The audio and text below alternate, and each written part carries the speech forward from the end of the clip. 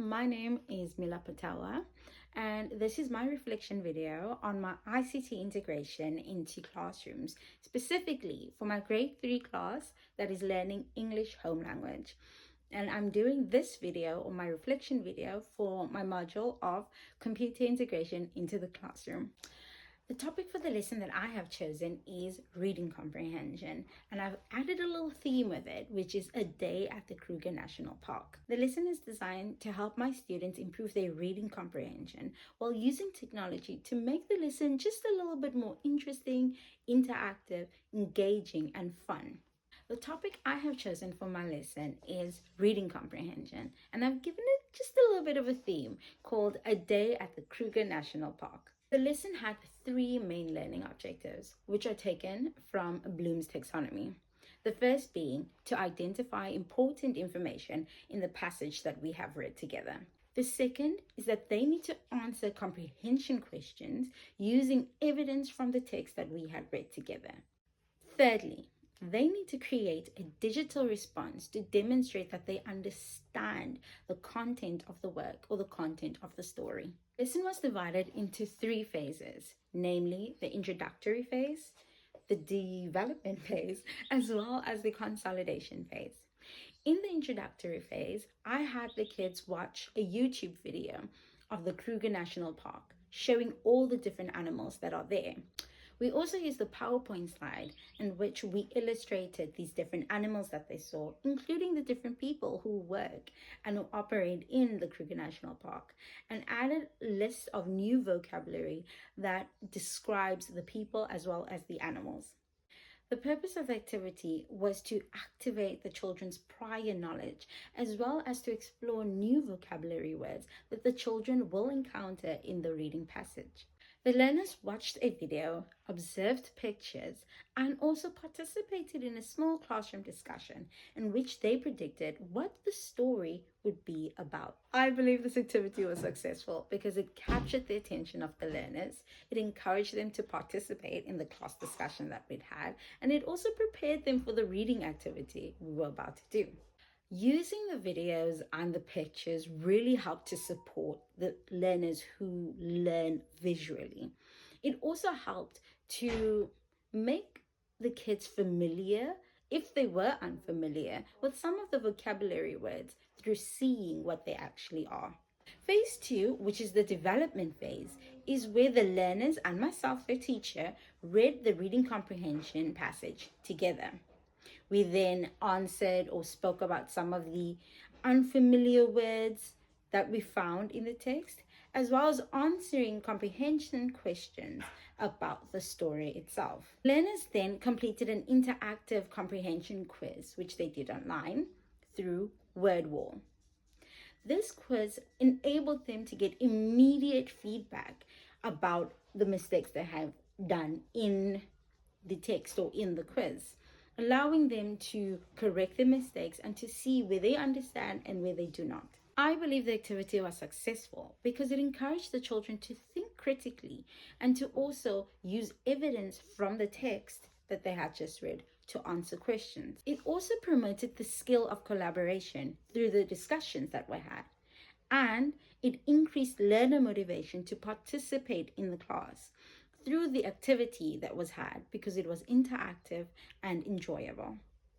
We then moved on to phase 3. This phase is called the consolidation phase. During this phase, the children then created, using Canva, a digital page called My Favorite Character, right?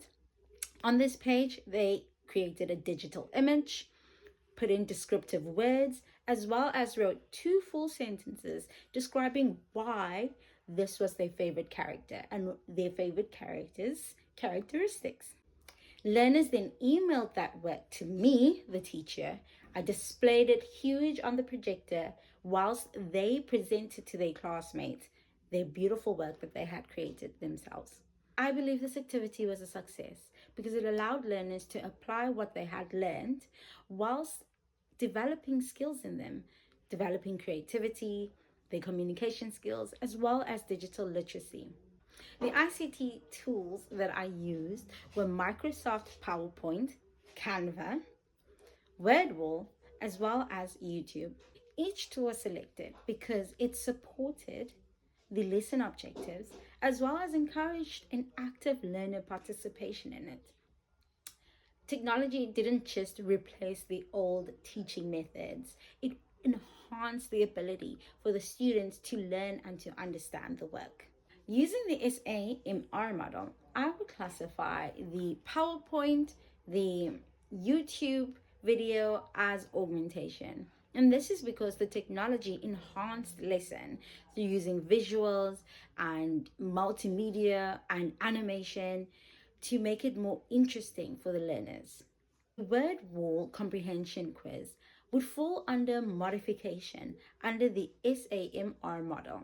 And this is because it transformed the traditional comprehension exercise into one that is more immediate, one that gives feedback, and one that allowed for children to interact with it in a more meaningful manner through a digital activity. The Canva activity would then represent the R in the SAMR model, which is redefinition, because it allowed for the children to create and to prepare and present a digital product, which they would not have been able to do if we had used the traditional methods of pen and paper.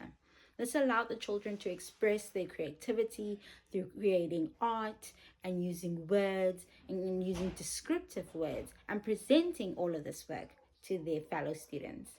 Throughout this process, my role was just to facilitate the lesson, to facilitate discussions, to guide children when they needed help or assistance, to give constructive and immediate feedback, and to also encourage children to participate in the class discussions that were being had.